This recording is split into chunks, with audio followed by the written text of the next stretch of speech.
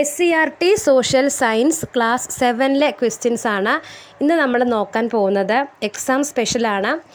Okay, അപ്പോൾ എല്ലാ PSC ഉദ്യോഗാർത്ഥികൾക്കും എൻ്റെ വീഡിയോയിലേക്ക് സ്വാഗതം. നമ്മുടെ ആദ്യത്തെ ക്വസ്റ്റ്യൻ നോക്കാം. ചില ലക്ഷ്യങ്ങൾ നേടുന്നതിന് വേണ്ടി ജനങ്ങൾ ഒന്നിച്ച് പ്രവർത്തിക്കുന്നതാണ് സമാജം. നോട്ട് ചെയ്യുക, ചില ലക്ഷ്യങ്ങൾ നേടുന്നതിന് വേണ്ടി ജനങ്ങൾ ഒന്നിച്ച് പ്രവർത്തിക്കുന്നതാണ് സമാജം. ഇങ്ങനെ അഭിപ്രായപ്പെട്ടത് ബൊഗാർഡസ് ആണ്. ഇങ്ങനെ അഭിപ്രായപ്പെട്ടത് ആരാണ്? ബൊഗാർഡസ്. ചില ലക്ഷ്യങ്ങൾ നേടുന്നതിന് വേണ്ടി ജനങ്ങൾ ഒന്നിച്ച് പ്രവർത്തിക്കുന്നതാണ് സമാജം. ഇങ്ങനെ അഭിപ്രായപ്പെട്ടത് ബൊഗാർഡസ് ആണ്. നെക്സ്റ്റ്, വ്യക്തികൾ സമൂഹത്തിൻ്റെ സമ്പ്രദായങ്ങളുമായി പൊരുത്തപ്പെടാൻ പഠിക്കുന്ന പ്രക്രിയയാണ് സാമൂഹീകരണം. ഇങ്ങനെ അഭിപ്രായപ്പെട്ടത് ആരാണ്? വ്യക്തികൾ സമൂഹത്തിൻ്റെ സമ്പ്രദായങ്ങളുമായി പൊരുത്തപ്പെടാൻ പഠിക്കുന്ന പ്രക്രിയയാണ് സാമൂഹീകരണം. ഇങ്ങനെ അഭിപ്രായപ്പെട്ടത് ഓക്ബേൺ. നോട്ട് ചെയ്യുക, വ്യക്തികൾ സമൂഹത്തിൻ്റെ സമ്പ്രദായങ്ങളുമായി പൊരുത്തപ്പെടാൻ പഠിക്കുന്ന പ്രക്രിയയാണ് സാമൂഹീകരണം. ഇങ്ങനെ അഭിപ്രായപ്പെട്ടത് ഓക്ബേൺ ആണ്. ചില ലക്ഷ്യങ്ങൾ നേടുന്നതിന് വേണ്ടി ജനങ്ങൾ ഒന്നിച്ച് പ്രവർത്തിക്കുന്നതാണ് സമാജം. ഇങ്ങനെ അഭിപ്രായപ്പെട്ടത് ബൊഗാർഡസ്. വ്യക്തികൾ സമൂഹത്തിൻ്റെ സമ്പ്രദായങ്ങളുമായി പൊരുത്തപ്പെടാൻ പഠിക്കുന്ന പ്രക്രിയയാണ് സാമൂഹീകരണം. ഇങ്ങനെ പറഞ്ഞത് ഓക്ബേൺ. നെക്സ്റ്റ്, ഒരു നിശ്ചിത പ്രദേശത്ത് നാം ഒന്നാണ് എന്ന വികാരത്തോടെ ജീവിക്കുന്ന വ്യക്തികളുടെ സംഘമാണ് സമുദായം. സമുദായം എന്താണ്? ഒരു നിശ്ചിത പ്രദേശത്ത് നാം ഒന്നാണ് എന്ന വികാരത്തോടെ ജീവിക്കുന്ന വ്യക്തികളുടെ സംഘമാണ് സമുദായം എന്നറിയപ്പെടുന്നത്.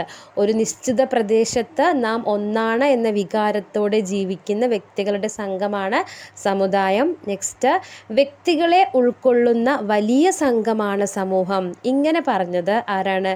ഗ്രീൻ. വ്യക്തികളെ ഉൾക്കൊള്ളുന്ന വലിയ സംഘമാണ് സമൂഹം. ഇങ്ങനെ അഭിപ്രായപ്പെട്ടത് ഗ്രീൻ ആണ്. നോട്ട് ചെയ്യുക, വ്യക്തികളെ ഉൾക്കൊള്ളുന്ന വലിയ സംഘമാണ് സമൂഹം. ഇങ്ങനെ അഭിപ്രായപ്പെട്ടത് ഗ്രീൻ. നെക്സ്റ്റ്, സൂര്യതാപം ഏറ്റവും കൂടുതൽ ലഭിക്കുന്നത് എവിടെയാണ്? സൂര്യതാപം ഏറ്റവും കൂടുതൽ ലഭിക്കുന്നത് എവിടെയാണ്? ഭൂമധ്യരേഖാ പ്രദേശങ്ങളിലാണ്. സൂര്യതാപം ഏറ്റവും കൂടുതൽ ലഭിക്കുന്നത് ഭൂമധ്യരേഖ പ്രദേശങ്ങളിലാണ്. എന്തുകൊണ്ടാണ്? സൂര്യരശ്മികൾ ലംബമായി പതിക്കുന്നതിനാലാണ് സൂര്യതാപം ഏറ്റവും കൂടുതൽ ഭൂമധ്യരേഖാ പ്രദേശങ്ങളിൽ ലഭിക്കുന്നത്.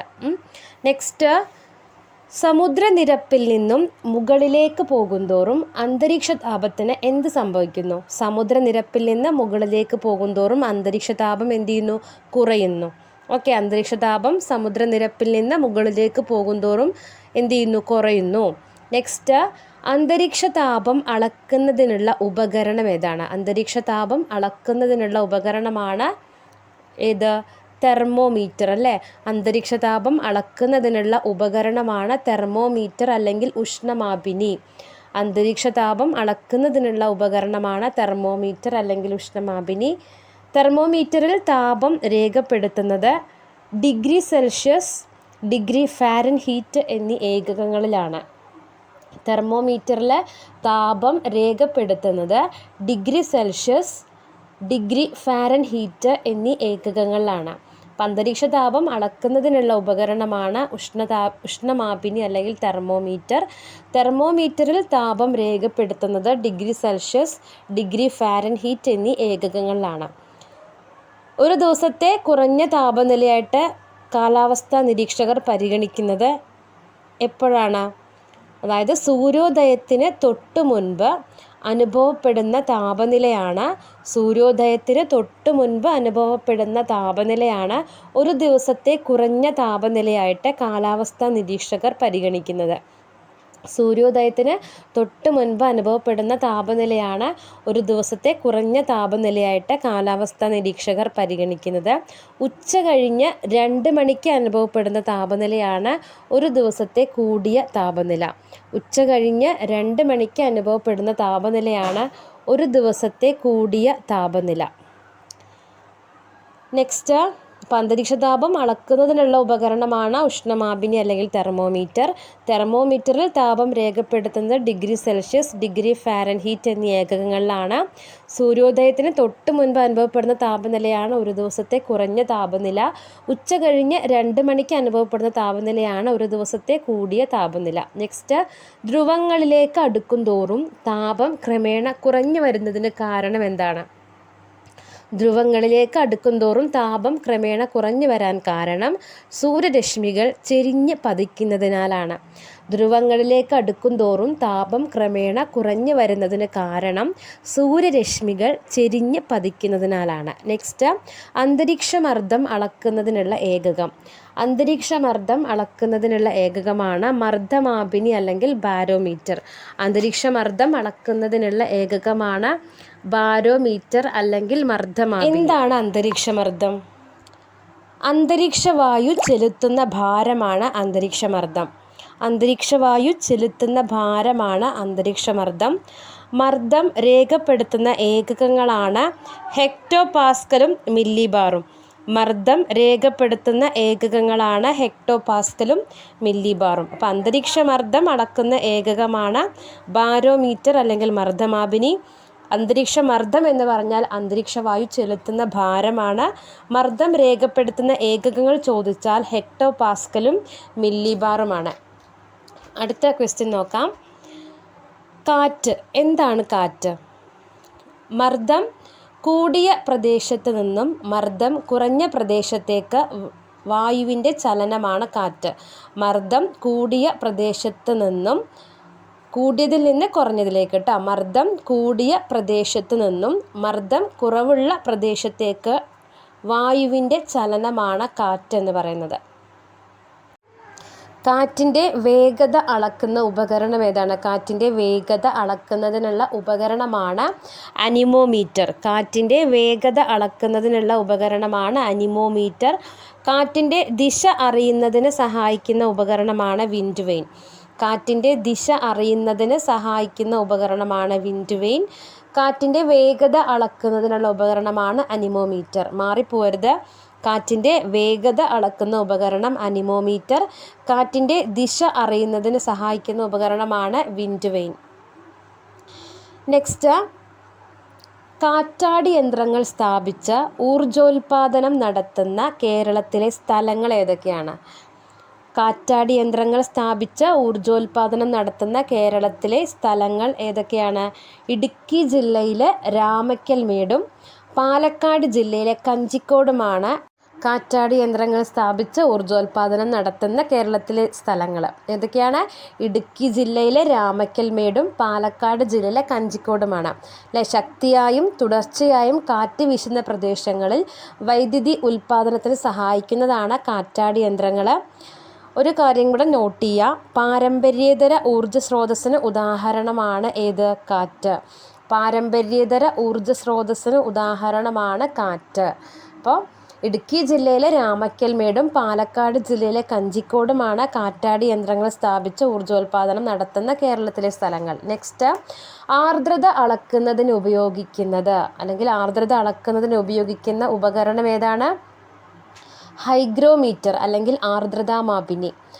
ആർദ്രത അളക്കുന്നതിന് ഉപയോഗിക്കുന്ന ഉപകരണമാണ് ആർദ്രതാമാപിനി അല്ലെങ്കിൽ ഹൈഗ്രോമീറ്റർ. അന്തരീക്ഷ വായുവിൽ അടങ്ങിയിരിക്കുന്ന ജലാംശമാണ് ഏത്? ആർദ്രത.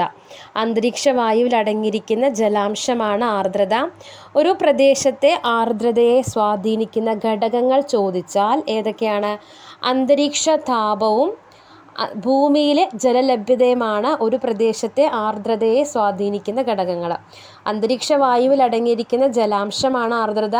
ഒരു പ്രദേശത്തെ ആർദ്രതയെ സ്വാധീനിക്കുന്ന ഘടകങ്ങളാണ് അന്തരീക്ഷ താപവും ഭൂമിയിലെ ജലലഭ്യതയും. നെക്സ്റ്റ്, താഴ്വരകളിലും ജലാശയങ്ങൾക്ക് മുകളിലും പുക പോലെ നേർത്ത ജലകണികകൾ തങ്ങി നിൽക്കുന്ന പ്രതിഭാസം എന്താണ്? താഴ്വരകളിലും ജലാശയങ്ങൾക്ക് മുകളിലും പുക പോലെ നേർത്ത ജലകണികകൾ തങ്ങി നിൽക്കുന്ന പ്രതിഭാസമാണ് മൂടൽമഞ്ഞ് അല്ലെങ്കിൽ ഫോഗ്. ഏതാണ്? മൂടൽമഞ്ഞ് അല്ലെങ്കിൽ ഫോഗ്. താഴ്വരകളിലും ജലാശയങ്ങൾക്ക് മുകളിലും പുക പോലെ നേർത്ത ജലകണികകൾ തങ്ങി നിൽക്കുന്ന പ്രതിഭാസമാണ് മൂടൽമഞ്ഞ് അല്ലെങ്കിൽ ഫോഗ്. അന്തരീക്ഷത്തിലെ നീരാവി ഘനീഭവിക്കുന്നതിലൂടെ രൂപപ്പെടുന്നതാണ് ഏതൊക്കെ? മേഘങ്ങൾ, മൂടൽമഞ്ഞ്, തുഷാരം. അന്തരീക്ഷത്തിലെ നീരാവി ഘനീഭവിക്കുന്നതിലൂടെ രൂപപ്പെടുന്നതാണ് മേഘങ്ങൾ, മൂടൽമഞ്ഞ്, തുഷാരം. തുഷാരം എന്താണ്? തുഷാരം നിങ്ങൾ കേട്ടിട്ടുണ്ടാവും. തുഷാരം എന്താണ്? തണുപ്പുള്ള പ്രദേശങ്ങളിൽ പുൽനാമ്പുകളിലും മറ്റും തണുത്ത പ്രതലങ്ങളിലും ജലകണികകൾ പറ്റിപ്പിടിച്ചിരിക്കുന്ന പ്രതിഭാസമാണ് ഇത് തുഷാരം. തണുപ്പുള്ള പ്രഭാതങ്ങളിൽ പുൽനാമ്പുകളിലും മറ്റ് തണുത്ത പ്രതലങ്ങളിലും ജലകണികകൾ പറ്റിപ്പിടിച്ചിരിക്കുന്ന പ്രതിഭാസമാണ് തുഷാരം. മേഘങ്ങൾ എന്താണ്? അന്തരീക്ഷത്തിൽ അടങ്ങിയിരിക്കുന്ന നേർത്ത പൊടിപടലങ്ങളെ കേന്ദ്രമാക്കി നീരാവി ഘനീഭവിച്ചുണ്ടാകുന്ന ജലകണികകൾ കൂടിച്ചേർന്ന് രൂപം കൊള്ളുന്നതാണ് ഏത്? മേഘങ്ങൾ. ഓക്കെ, നെക്സ്റ്റ്, ഒരു നിശ്ചിത സമയത്ത് ഒരു പ്രദേശത്ത് അനുഭവപ്പെടുന്ന അന്തരീക്ഷ അവസ്ഥ. ഒരു നിശ്ചിത സമയത്ത് ഒരു പ്രദേശത്ത് അനുഭവപ്പെടുന്ന അന്തരീക്ഷ അവസ്ഥയാണ് ദിനാന്തരീക്ഷ സ്ഥിതി അല്ലെങ്കിൽ വെതർ. ഒരു നിശ്ചിത സമയത്ത് ഒരു പ്രദേശത്ത് അനുഭവപ്പെടുന്ന അന്തരീക്ഷ അവസ്ഥയാണ് ദിനാന്തരീക്ഷ സ്ഥിതി അല്ലെങ്കിൽ വെതർ. അങ്ങനെയാണെങ്കിൽ ക്ലൈമറ്റ്, കാലാവസ്ഥ എന്താണ്? ദീർഘകാലമായി ഒരു പ്രദേശത്ത് അനുഭവപ്പെടുന്ന ദിനാന്തരീക്ഷ സ്ഥിതിയുടെ ശരാശരിയാണ് കാലാവസ്ഥ. ദീർഘകാലമായി ഒരു പ്രദേശത്ത് അനുഭവപ്പെടുന്ന ദിനാന്തരീക്ഷ സ്ഥിതിയുടെ ശരാശരിയാണ് കാലാവസ്ഥ. ദിനാന്തരീക്ഷ സ്ഥിതി അല്ലെങ്കിൽ വെതർ എന്ന് വെച്ചാൽ ഒരു നിശ്ചിത സമയത്ത് ഒരു പ്രദേശത്ത് അനുഭവപ്പെടുന്ന അന്തരീക്ഷ അവസ്ഥയാണ് ദിനാന്തരീക്ഷ സ്ഥിതി. കാലാവസ്ഥ അല്ലെങ്കിൽ ക്ലൈമറ്റ് എന്ന് വെച്ചാൽ ദീർഘകാലമായിട്ട് ഒരു പ്രദേശത്ത് അനുഭവപ്പെടുന്ന ദിനാന്തരീക്ഷ സ്ഥിതിയുടെ ശരാശരിയാണ്. നെക്സ്റ്റ്, ഫോസിൽ ഇന്ധനങ്ങൾ കൂടുതലായിട്ട് ഉപയോഗിക്കുന്നതിലൂടെ അന്തരീക്ഷത്തിൽ വർദ്ധിക്കുന്ന വാതകങ്ങൾ ഏതൊക്കെയാണ്? ഫോസിൽ ഇന്ധനങ്ങൾ കൂടുതലായിട്ട് ഉപയോഗിക്കുന്നതിലൂടെ അന്തരീക്ഷത്തിൽ വർദ്ധിക്കുന്ന വാതകങ്ങളാണ് കാർബൺ ഡയോക്സൈഡും കാർബൺ മോണോക്സൈഡും. നോട്ട് ചെയ്യുക, ഫോസിൽ ഇന്ധനങ്ങൾ കൂടുതലായിട്ട് ഉപയോഗിക്കുന്നതിലൂടെ അന്തരീക്ഷത്തിൽ വർദ്ധിക്കുന്ന വാതകങ്ങളാണ് കാർബൺ ഡയോക്സൈഡും കാർബൺ മോണോക്സൈഡും. അന്തരീക്ഷ താപവർദ്ധനവിന് കാരണമായ പ്രധാന വാതകങ്ങളാണ് കാർബൺ ഡയോക്സൈഡും കാർബൺ മോണോക്സൈഡും. ഒന്നുകൂടെ ഓർത്തിരിക്കുക, അന്തരീക്ഷ താപവർദ്ധനവിന് കാരണമായ പ്രധാന വാതകങ്ങൾ ഏതൊക്കെയാണെന്ന് ചോദിച്ചാൽ ഏതാണ്? കാർബൺ ഡയോക്സൈഡും കാർബൺ മോണോക്സൈഡുമാണ്. ഫോസിൽ ഇന്ധനങ്ങൾ കൂടുതലായിട്ട് ഉപയോഗിക്കുന്നതിലൂടെ അന്തരീക്ഷത്തിൽ വർദ്ധിക്കുന്ന വാതകങ്ങളാണ് കാർബൺ ഡയോക്സൈഡും കാർബൺ മോണോക്സൈഡും. ഓക്കെ, അപ്പോൾ ഇന്നത്തെ വീഡിയോ എല്ലാവർക്കും ഉപകാരപ്പെട്ടു എന്ന് വിചാരിക്കുന്നു. തീർച്ചയായും ഇത് നിങ്ങൾക്ക് ഉപകാരപ്പെട്ടെങ്കിൽ വീഡിയോ ലൈക്ക് ചെയ്യണം, ഷെയർ ചെയ്യണം, കമൻറ്റ് ചെയ്യണം, സബ്സ്ക്രൈബ് ചെയ്യണം. Okay, thank you.